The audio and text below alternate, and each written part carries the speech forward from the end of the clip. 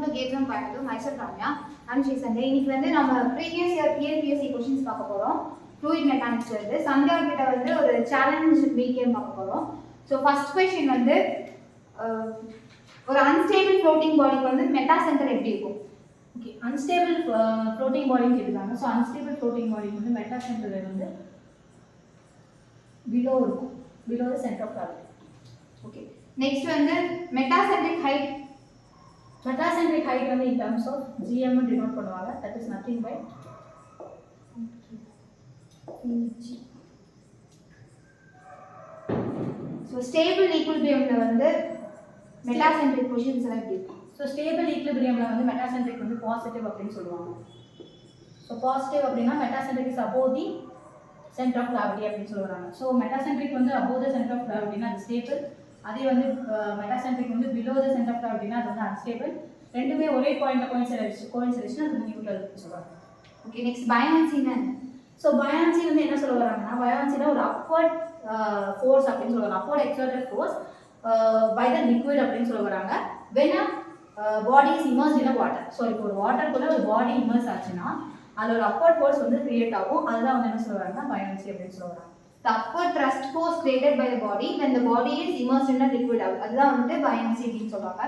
Next வந்து ஒரு ship வந்து சிங்க் ஆகுச்சு அப்படினா அது எதெல்லாம் டிஸ்ப்ளேஸ் பண்ணாது எதெல்லாம் டிஸ்ப்ளேஸ் பண்ணும்? ஸோ ஒரு ஷிப் வந்து சிங்க் ஆகுது அப்படிங்கும்போது இதுவும் அதாவது பயான்சி கான்செப்ட்ல தான் வருது. ஸோ ஷிப்க்கு இப்போ ஒரு பாடி உள்ள இமர்ஸ் ஆச்சுன்னா லிக்விட் வந்து ஒரு அப்வர்ட் தர்ஸ்ட் கிரியேட் பண்ணும். அது வந்து எதுக்கு ஈக்குவலாக இருக்குன்னா வால்யூம் ஆஃப் டிஸ்பிளேஸ்ட் வாட்டர். இப்போ அந்த உள்ள ஒரு ஆப்ஜெக்ட் உள்ள போகுதுன்னா அது அப்வர்ட் தர்ஸ்ட் கிரியேட் ஆகும்போது அங்கே இருக்கிற வாட்டர் எல்லாமே வந்து வெளியே டிஸ்பிளேஸ் ஆகும். அப்போ எந்த அளவுக்கு அந்த பாடி வெயிட் உள்ள இருக்கோ அந்த அளவுக்கு அந்த வெயிட் வால்யூம் ஆஃப் வாட்டர் வந்து டிஸ்பிளேஸ் ஆகும். அப்போ அதே மாதிரி தான் ஷிப் வந்து உள்ள தண்ணிக்குள்ள சிங்க் ஆகும்போது அந்த அளவுக்கு வாட்டர் வந்து டிஸ்பிளேஸ் ஆகும். ஸோ வாட்டர் டிஸ்பிளேஸ் அப்படின்னு பேசும்போது இங்கே வந்து வால்யூம் பற்றி பேசுனாங்க. வால்யூம் பேசலாம் வால்யூம் போது ஏரியா பேசலாம், அப்புறம் டென்சிட்டி பேசலாம். ஸோ இது மூணு மட்டும் பேசலாம். ஆனால் வந்து இங்கே வந்து ஆப்ஷன் என்ன கொடுத்துருக்காங்க, வெயிட்னு சொல்லியிருக்காங்க. ஸோ வெயிட்டுக்கும் இதுக்கும் சம்மந்தமே இல்லை அப்படின்னு சொல்லியிருக்காங்க. Weight of the water. Next வந்து continuity equation. So continuity equation Q is equal to என்ன சொல்லுவாங்கன்னா AB or Q is equal to rho AB சொல்லுவாங்க. when வந்து கம்ப்ரசிவ் டென்சிட்டி கான்ஸ்டன்ட் அச்சீவ் பண்ணும்போது கண்டினியூட்டி கன்சர்வேஷன் ஆஃப் மாஸ் போது Q is equal to AB சொல்லுவாங்க. So law of conservation mass வந்து எந்த equation சொல்லுவாங்க? லா ஆஃப் கன்சர்வேஷன் மாஸ் வந்து continuity equation சொல்றாங்க.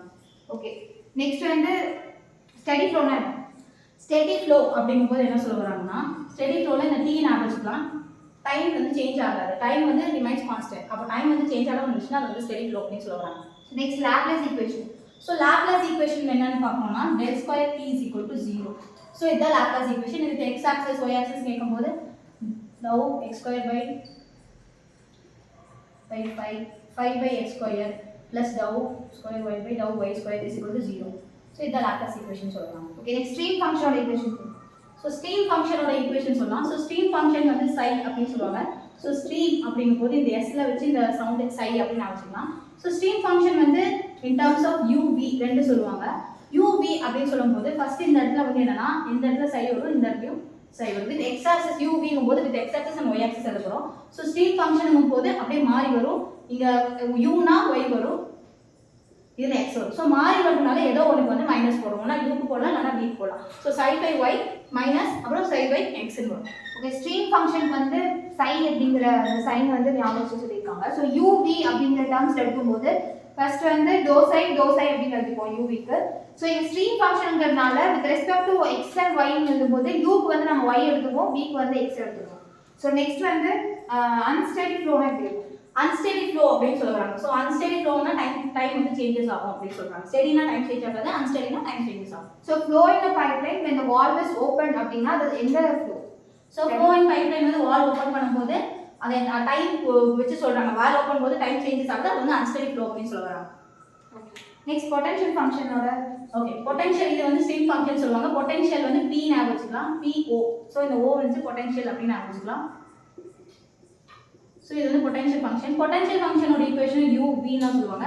ஸோ பொட்டன்ஷியல்னா நம்ம எப்படி ஸ்ட்ரீம்னாலே நம்ம வந்து ஃப்ளோ ஆகுறது பற்றி தான் பேசுவோம். அப்போ வந்து கண்டினியூட்டி வந்து பேசுவோம் ஃப்ளோ ஆகுறது.